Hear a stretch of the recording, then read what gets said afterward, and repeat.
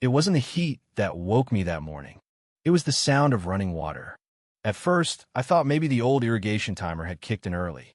But when I stepped outside in my robe and slippers, half awake and fully irritated, I saw a thick green hose slithering beneath my back fence, draining my water tank like it had been waiting years to quench its thirst. I followed the hose with groggy eyes until they landed on Denise Latham, glowing in the morning sun and entitlement, watering her marigolds like she was blessing them in a holy ceremony. She waved at me as if nothing were wrong. That's when I knew something was very, very wrong. For the past 2 weeks, I'd noticed strange fluctuations in my water pressure. Some mornings the tap spat like an old smoker. Other days, the livestock troughs filled at half speed while the pump wheezed like it was choking. I figured it was summer strain, maybe a clog valve or weak solar backup. I ran tests, checked the system, even asked my nephew to stop by. He used to be a plumber before he figured out Twitch paid better. Still, we found nothing. But seeing the hose coiled up out back changed everything. It wasn't a garden hose. It was thick, industrial grade, the kind you'd use with a high-volume pump. And I recognized it. Denise had one just like it when she installed her deluxe irrigation system last spring. There I stood, barefoot in the dirt, arms crossed, the anger rising in me like steam from a kettle. She was stealing my water. Denise, the self-appointed president of the Ridge Hill HOA, queen of rules and lawn ordinances. Trash cans in by 6. Lawns no longer than 3 inches. Sidewalk chalk banned. But when it came to her, the rules were more like inspirational quotes meant for everyone else. Her lawn was the greenest in town.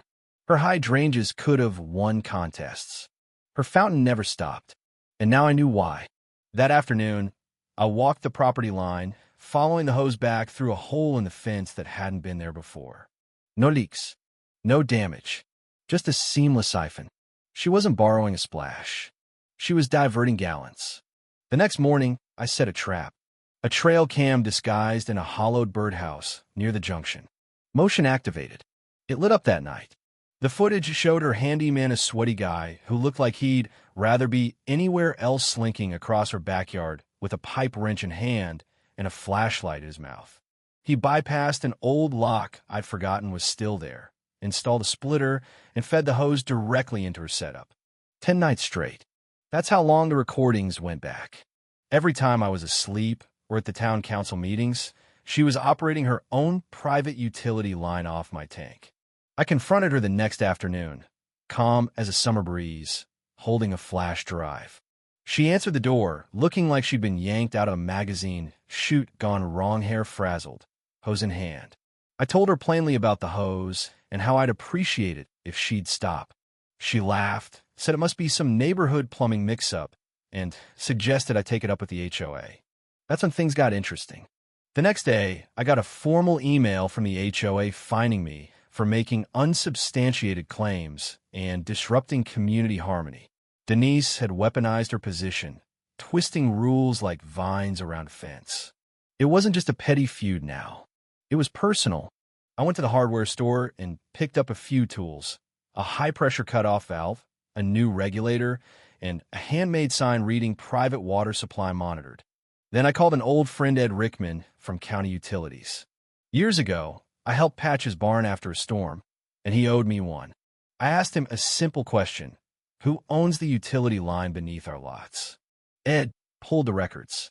Turns out, 15 years ago during a drought, I'd agreed to let my personal well serve as a backup for the HOA. But the maintenance contract had expired 6 years ago. Legally, the line had reverted fully to me. Not only was she stealing water, but she was tapping into a system that no longer belonged to the neighborhood. And in her greed, Denise had done more than steal from meshed siphon water that was partially supplying her own loyalists. If I shut it off, I wouldn't just dry up her marigolds, I'd take down half the street. The next morning, I made my coffee stronger and stood by the window. The world looked peaceful. Birds chirped, leaves rustled, and off in the distance, I heard sprinklers hissing. Hers, still going. Meanwhile, my livestock drank from ration buckets, and I brushed my teeth with bottled water. I laid out the evidence: cam footage, pressure logs, the expired contract. but I had a nagging thought her garden didn't need that much water. So where was it going? Then I remembered the new homes on the far end of the road. Last year, they'd all complained of weak pressure. Denise had promised improvement. I walked the long way around the block and found it. A second hose branching from the first, weaving through bushes and under rocks, stretching out across multiple properties. At least 4 other homes, all HOA members, were being fed from my system. And it got worse. I overheard a neighbor praising her for solving the water issues. One even mentioned paying her a small monthly fee. She was charging for stolen water. I called Ed again. This time, he came with a pressure diagnostic kit and legal documents. Tampering with a private water system was a serious offense, especially one tied to expired easements. We didn't shut it down immediately. We needed more data. Ed installed a flow restrictor inside the pipe junction. Water kept moving, but at a slower rate. Within days, Denise's flowers drooped. Her fountain slowed to a dribble, and her attitude soured. By day 4, she was screaming into her phone about sabotage. That afternoon, another HOA letter came. They accused me of withholding resources and jeopardizing beautification standards. I laughed, made copies, and labeled the folder evidence. 2 days later, Ed installed a second valve, one I could lock, along with a digital flow tracker and an alert system. I'd know instantly if anything spiked. The next night, the alert buzzed. I checked the footage. There she was, dressed in black leggings and a hoodie, sneaking into my yard with a flashlight clenched in her teeth, trying to open the valve. She stumbled back when a raccoon jumped out. I nearly spit my coffee laughing. The head of the HOA reduced to a clumsy trespasser. I called the sheriff's non-emergency line and calmly explained everything. Deputy Lawson arrived later that day, listened patiently, and took notes. He watched the video twice, shook his head, and said, "This is bad. Real bad." The next evening, the water cut off completely. Not by maybe the restrictor. Her makeshift system couldn't sustain the load anymore. Then the call started. "Mr. Tully next door. The Kellers down the street. The Chins on lot 16. All confused. All angry. Denise had taken their money and given them nothing." I asked each of them the same question. "Did you ever sign anything?" They hadn't. That day, she came storming down my driveway, red in the face, yelling about sabotage and legal action. I told her to leave, or I'd call the sheriff again. She stormed off, and I poured myself a cold root beer and watched the footage one more time. Her downfall had begun.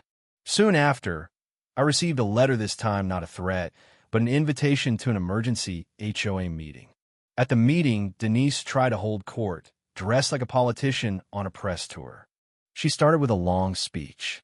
I waited until she finished, then calmly presented the evidence, photos, maps, logs, even the footage of her tampering with my valve. The room went silent. The board asked if I could verify everything. I handed them the signed documents from Ed. They voted right there to remove her from the board pending investigation. She left in silence. Her supporters shrunk in their seats. The neighborhood changed after that. Her lawn faded. Her flowers wilted. She became a ghost in her own kingdom. Meanwhile, my mornings were peaceful again. No more alerts. No more creeping hoses. But I wasn't done. I visited the county records office and dug deeper. I found the original agreement signed by my grandfather. It confirmed everything. The easement had expired, and the system legally belonged to me. I wasn't just a guy with a tank. I was the steward of the street's water supply.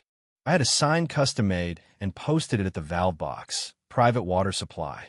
Access by permission only. Unauthorized use prohibited.